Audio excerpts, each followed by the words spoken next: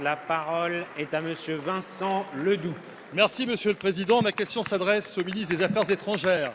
Que compte faire concrètement la France au Conseil de sécurité de l'ONU pour contribuer activement à une solution durable de retour à la paix civile en République démocratique du Congo? Car la situation subie aujourd'hui par le peuple congolais est terrible. Aujourd'hui, il ne s'agit plus seulement de dénoncer, mais d'agir. De quoi s'agit-il? De permettre à ce pays la tenue d'élections démocratiques et de faire respecter une constitution bafouée par un chef d'État qui se maintient illégalement au pouvoir depuis plus de 2 ans. De faire advenir un État qui protège son peuple plutôt que de le museler, l'emprisonner ou l'assassiner. De faire respecter les lieux saints, comme ces églises catholiques profanées par des incursions militaires, de rétablir la confiance et la concorde au sein d'une nation maltraitée et humiliée. La RDC, c'est un territoire 4 fois supérieur à la France, 80 millions d'habitants, 10 millions à l'extérieur, un taux d'alphabétisation très bas, comme un niveau de vie très bas. Cruel paradoxe pour ce territoire qui regorge d'innombrables ressources minières et minérales. Face à cette maltraitance d'État, la France, avec les Nations Unies et l'Union africaine, doivent protéger ce peuple vulnérable et faire raison à ses droits, une gouvernance démocratique, des élections libres, une économie inclusive.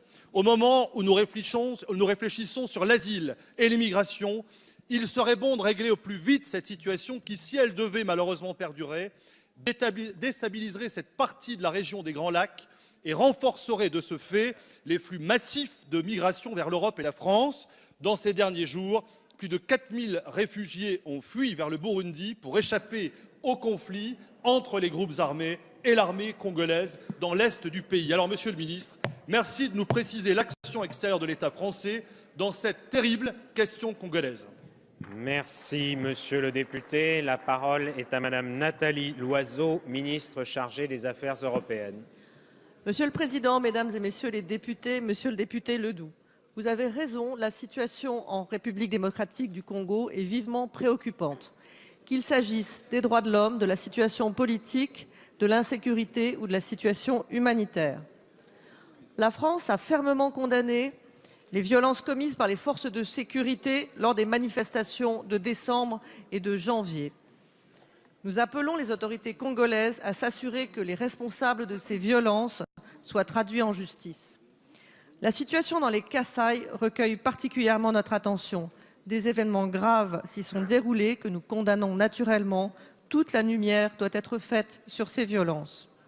Je lance à nouveau un appel au respect des droits de l'homme et des libertés publiques en RDC, ainsi qu'à un usage proportionné de la force. La France demande à toutes les parties prenantes de s'abstenir de tout recours à la violence. L'Union européenne a d'ailleurs adopté des sanctions individuelles en raison des violations des droits de l'homme en RDC. Vous avez raison, des élections transparentes permettant une alternance pacifique et démocratique sont plus que jamais indispensables. Nous appelons à leur tenue effective à la date prévue, dans le respect de la Constitution et de l'esprit de consensus qui avait prévalu lors de la signature de l'accord politique de décembre 2016. Nous travaillons avec nos partenaires, en particulier avec l'Union africaine et les pays de la région. Nous soutenons l'action de la mission des Nations Unies en RDC, la MONUSCO, qui paye un lourd tribut pour la protection des populations civiles.